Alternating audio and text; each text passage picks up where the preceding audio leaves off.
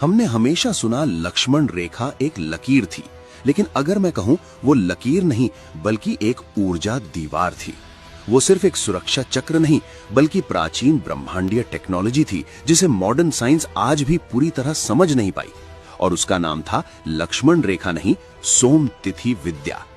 इस विद्या का रहस्य वेदों में छिपा है और उसका बीज मंत्र कुछ ऐसा था, सोमम ग्रही व्रतम रत स्वाहा वेतु संभव ब्रह्मय वाचम प्रमाणमग्नम ब्रह्म रेते अवस्थी। ध्यान देना, ये मंत्र किसी पूजा का नहीं था, ये एक एक्टिवेशन कोड था।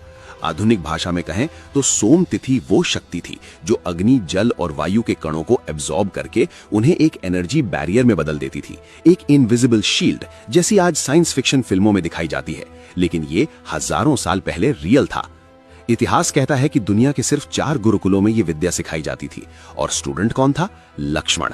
इसीलिए सीमा खींची नहीं गई, एक्टिवेट की गई थी। ऋषि संगी कहते हैं महाभारत में अस्त्र चले लेकिन उनकी ऊर्जा युद्ध भूमि से बाहर क्यों नहीं फैली? क्योंकि एक व्यक्ति था जो सोम तिथि विद्या जानता था, वो थे श्री कृष्ण।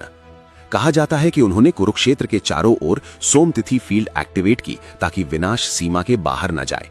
ये सिर्फ मिथ नहीं हो सकता, ये रेडिएशन शील्डिंग का सबसे पुराना एविडेंस भी हो सकता है। समस्या क्या है? हमारे पास मंत्र हैं, संकेत हैं, लेकिन पूरी विद्या खो चुकी है।